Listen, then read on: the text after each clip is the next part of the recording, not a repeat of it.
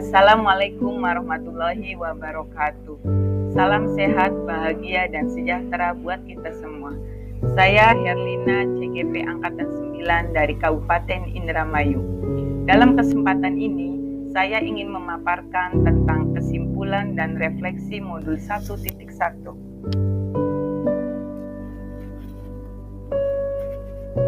Kesimpulan dan refleksi Ki Hajar Dewantara. KHD adalah manusia pilihan Tuhan yang dianugerahkan pemikiran-pemikirannya tentang pendidikan, di mana pemikirannya akan selalu digunakan dalam sistem pendidikan dan tidak akan hilang oleh perkembangan zaman yang terjadi di Indonesia.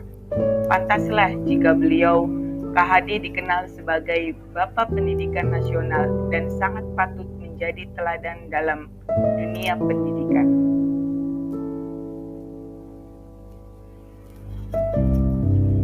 Poin penting dari pemikiran KHD terkait pendidikan yaitu 1. Menuntun, 2. Berorientasi pada anak, 3. Menyesuaikan kodrat alam dan kodrat zaman, 4. Pembentukan budi pekerti, 5. Bermain, 6. Kemerdekaan.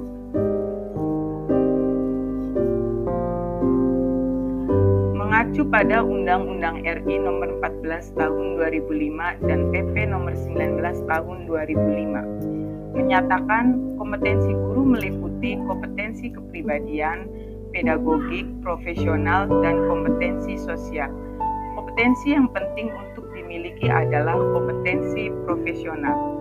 Keikutsertaan saya dalam kegiatan gugus dan KKG sebagai tindakan menambah pengetahuan untuk keberhasilan proses pembelajaran.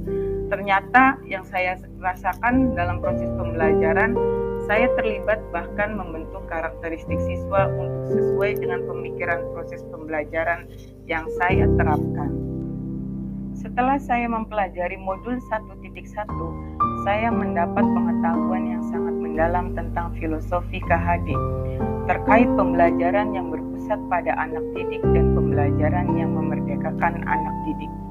Saya sadar bahwa setiap anak didik memiliki karakteristik cipta rasa karsa dan karya yang beragam. Anak didik memiliki kecerdasan yang berbeda dan memiliki cara tersendiri untuk mencapai keberhasilan belajar. KHD memberikan kesadaran bahwa selama ini saya kurang tepat dalam menerapkan proses pembelajaran. KHD mengajarkan saya bagaimana memperlakukan anak didik sebagai manusia, makhluk, dan benda hidup dalam kegiatan pembelajaran.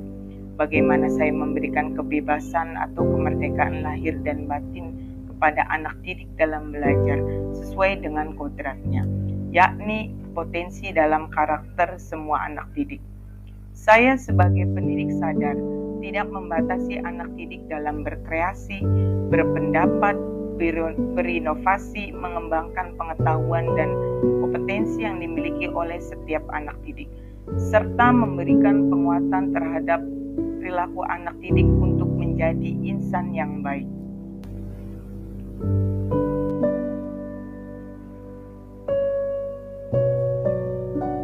Cara yang saya terapkan merubah model pembelajaran yang selama ini teacher center beralih menjadi student center dengan menerapkan pembelajaran problem based learning dan project based learning. Perbanyak kegiatan pembelajaran dengan diskusi kelompok dan diskusi antar teman sehingga peserta didik aktif dalam belajar. Pembelajaran pun dilaksanakan tidak saja di dalam kelas, akan tetapi di luar kelas. Peran guru yakni memberikan stimulus di awal pembelajaran, sehingga guru hanya menuntun dan membimbing siswa dalam pembelajaran. Pendidik juga harus kreatif dan inovatif dalam menyediakan media pembelajaran yang sesuai dengan karakteristik peserta didik.